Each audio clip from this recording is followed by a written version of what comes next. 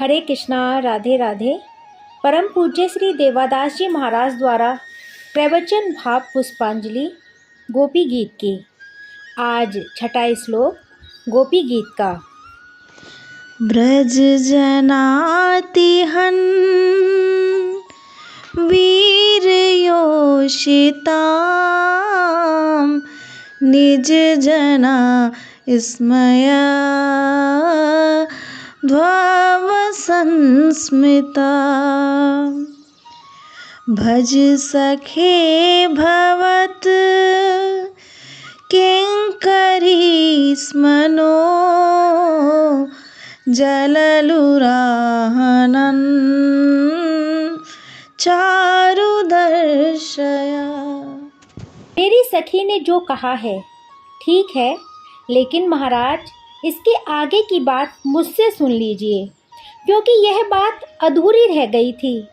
हे ब्रजजन, आरती हन ब्रजवासियों के कलेश हरने वाले वीर योषिताम स्त्रियों के लिए परम वीर निज जनों के गर्व को अपनी हल्की मुस्कान से ध्वंस करने वाले चारु जल रूहम अपने सुंदर मुख कमल का दर्शन करा दीजिए, या अपने मुख कमल का सुचारू रूप से दर्शन करा दीजिए। भज सके भव किंकरी स्मनो, हे सखे हमारा सेवन करो, हम आपकी किंकरी यानी कि सेविका हैं, हमसे सेवा लीजिए।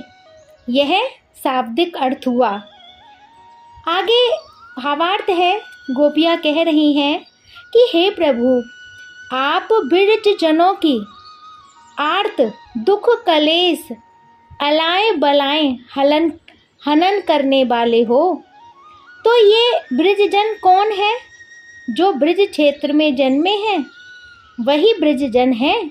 यहाँ इस बात की सच्चाई पर विचार करना होगा। बहुत से ऐसे लोगों का यहाँ जन्म हो जाता है जो घोर कुसंग में पड़ जाते हैं।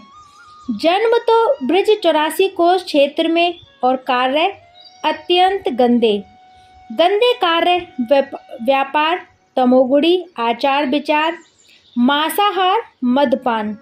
तो यहाँ यह भाव नहीं है कि ये सब भी ब्रजजन हैं। सच्ची बात यही है कि ब्रजजन वो सब हैं जो भगवान के समय में ब्रज में थे, भगवान के सखा थे, गोपियाँ थीं, यशोदा माता जैसा भाव रखने वाली माताएं थीं। तात्पर्य यह है कि सखा भाव, वात्सल्य भाव और माधुर्य भाव ये ब्रज के भाव हैं। यहाँ अयोध्या और द्वारिका जैसा शांत भाव या दास्य भाव नहीं है। इस प्रकार 5 भक्ति भावों सख्य, वात्सल्य, माधुर्य, शांत और दास्य में से प्रथम 3 में से कोई भी एक भाव ईमानदारी से जिस किसी भक्ति में पूर्ण रहता है वह ब्रजजन है। चाहे आप कहीं भी पैदा हुए हों और कहीं भी रह रहे हों, यदि आप वृंदावन इत्यादि में नहीं हैं, प्रारब्ध ऐसा है, किंतु भगवान की कृपा ऐसी है कि आप में वात्सल्य, सख्य या माधुर्य भाव है, तो आप मन से ब्रजजन हो गए और मन का ही महत्व है। अब यहाँ ब्रज में, वृंदावन में रहने वाला यह सोचेगा कि बेकार ही यहाँ वृंदावन में आकर परेशान हुए, बम्बई, कलकत्ता या विदेश जहाँ रह रहे थे वहाँ से यहाँ आकर क्या लाभ हुआ। तो उसका समाधान यह है कि यहाँ ब्रज का वात्सल्य, सख्य या माधुर्य भाव सरलता से मिल सकता है, और जिसको वह भाव मिल गया है, भले ही वह ब्रज में नहीं है, लेकिन वह ब्रजजन ही है। भले ही वह किसी देश में रहता हो। भक्तों के चरित्र में तो यहाँ तक मिलता है कि जिसका भगवान से वैसा ही प्रेम है जैसा भगवान के सखाओं का था। गोपियाँ यशोदा, ललता, विशाखा, राधा का था, तो वह व्यक्ति चाहे हिंदू, मुसलमान, किसी भी जाति का हो, वह ब्रिजजन हो जाता है। काबुल अफगानिस्तान में रहने वाले रसकान तो बहुत पतित थे, रूप के बहुत ज़्यादा प्रेमी थे। यही उनकी दुर्बलता थी। भगवान का एक बहुत सुंदर चित्र लगा था पान की दुकान पर। उसे देखते ही वह चकित हो गए। उन्होंने निश्चय किया, हमको इनसे मिलना है। कहाँ रहते हैं ये? वृंदावन में रहते हैं। अरे वन में रहते हैं तो इनको कांटे बहुत चुभते होंगे। चलो हम इनके लिए जूते लेकर जाएंगे। मुसलमान होकर भी भगवान को जूता पहनाने का भाव लेकर भारत आए और वृंदावन में पूछा, भगवान का घर कहाँ पर है? किसी ने बांके बिहारी मंदिर दिखलाकर कहा, यह है भगवान का घर। और वह जूता लेकर मंदिर में घुस रहे थे। तो जूता लिए कौन उनको मंदिर में घुसने देता? उनको यह नियम पता नहीं था, धकेल कर बाहर कर दिए गए। भक्तों, उन्होंने खाना पीना सब छोड़ दिया। बस हे श्याम सुंदर, हे कृष्ण, तुम आओ, तुम्हारे लिए ही है जूता लेकर हम कितनी दूर से आए हैं। अब तो हम मर ही जाएंगे। कई दिन हो गए खाए पिए बिना। भाव इतना प्रबल हुआ कि एक रात मंदिर बंद होने पर भगवान ने दर्शन दिया था और जूता भी पहना था। तो भगवान ने काबुल में रहने वाले को ब्रिजजन बना दिया था। इसी तरह किसी माता का मंदिर है यहाँ बनखंडी में। उस माता को बंगाल में यशोदा का भाव दे दिया भगवान ने और वह यहाँ वृंदावन चली आई। उनका एक शिष्य था रोनाल्ड निक्सन, अमेरिका में। उसको अमेरिका में ही ऐसी भक्ति दे दी भगवान ने कि उसमें ब्रिजजन का भाव आ गया। भगवान को इस श्लोक में ब्रिजजनों की आर्त उतारने वाले के रूप में संबोधित किया गया है। हम लोग जो भगवान की आरती उतारते हैं और लेते हैं, वहाँ भक्ति का यह भाव रहता है कि भगवान ने जाने कितने लोगों की आपदा, विपत्ति, संकट दूर करते रहते हैं। इसके लिए असंख्य लोग उनसे प्रार्थना करते रहते हैं, उनसे भक्त डिमांड करते हैं। तो भगवान जो सबका दुख अलाए बलाए अपने ऊपर ले लेते हैं, उसको उनके भक्त आरती एवं नज़र उतारकर अपने ऊपर लेते हैं। यही भाव होता है कि प्रभु, जो आपने दुनिया का दुख अपने ऊपर ले लिया है, उसे हम सब में बांट ले रहे हैं। आरती शब्द शुद्ध रूप से आर्त है। इस श्लोक में गोपियाँ कहती हैं कि हे ब्रजजन आरती हन, यानी कि ब्रज बालों का दुख दूर करने वाले, क्या आपकी ब्रजजन नहीं है? हमारा भी दुख दूर कीजिए। आप वीर योषिताम अर्थात परम सुंदरी, परम रमणीय स्त्रियों के बीच भी निष्काम रहते हैं और निज जनों के अभिमान गर्व को अपनी मुस्कान के द्वारा नष्ट कर दिया करते हैं। इसलिए हमारे अंदर भी जो अभिमान हो, जो हम नहीं समझ पा रही हैं, कृपया करके उसे दूर कर दीजिए। इसी गर्व के कारण हमें आपके दर्शन की पात्रता नहीं प्राप्त हो रही है। कृपया करके उसे दूर कर दीजिए अपनी उसी मुस्कान द्वारा। हम तो बस इतना ही जानती हैं कि भवत किंकरी इस मनो, हम आपकी किंकरी हैं।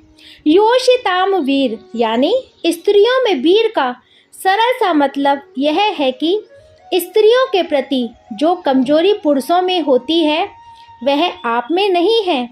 आपका मन कभी दूषित नहीं होता। आप रमणीय स्त्रियों के बीच भी अपनी स्थिति से कभी च्युत नहीं होते हो।